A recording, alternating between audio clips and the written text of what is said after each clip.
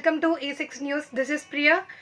ఈరోజు పెద్దంబర్పేట మున్సిపాలిటీలో doctor BR Ambedkar గారి 133వ సంవత్సర జయంతి సందర్భంగా అన్ని గ్రామాలలో, పెద్దంబర్పేట మున్సిపాలిటీలో ఉన్న గ్రామాలలో అన్ని అంబేద్కర్ విగ్రహాలకు పూలమాలతో సత్కరించడం జరిగింది.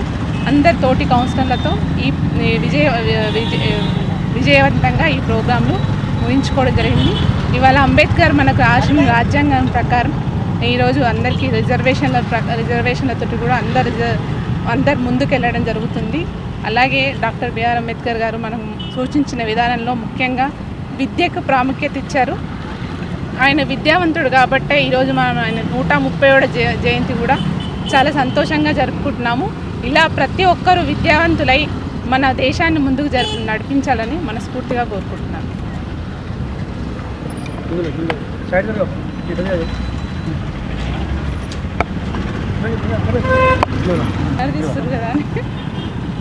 అంబేద్కర్ జయంతి సందర్భంగా అందరికీ నమస్కారాలు. పెద్దంబర్పేట మున్సిపాలిటీ పరిధిలోని 4 గ్రామాల్లో అన్ని విగ్రహాలకు పూలమాలలతో సత్కరించడం జరిగింది. అంబేద్కర్ జయంతి, అంబేద్కర్ చనిపోయి ఇన్ని సంవత్సరాలు కూడా అతని గురించి మనం ఇంత జనాలలో అవేర్నెస్ తోటి ఇన్ని కార్యక్రమాలు చేస్తున్నామంటే ఆయన చేసిన స్ఫూర్తి. ప్రతి ఒక్కరు ఈరోజు అందరు స్వేచ్ఛగా భారతదేశంలో బతుకుతుర్రు అంటే రాజ్యాంగంతో.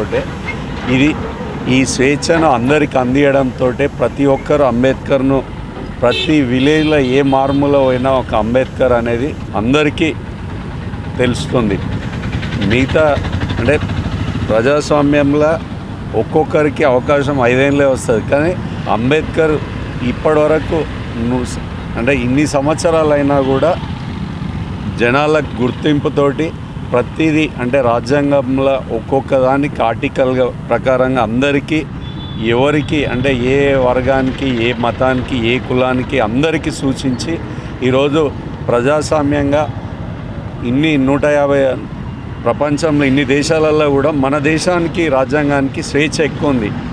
ఎవరన్నా కానీ మనం ఏదన్నా కానీ ప్రజల మద్దతు ఉంటే ఎక్కడికన్నా పోవచ్చు అనేదాన్ని అంబేద్కర్ గారు సూచించడం జరిగింది. దాన్ని మనం కూడా ఆచరిస్తున్నాం. ఆయన మార్గంలో నడవాలని అందరికీ పేరున నమస్కారం.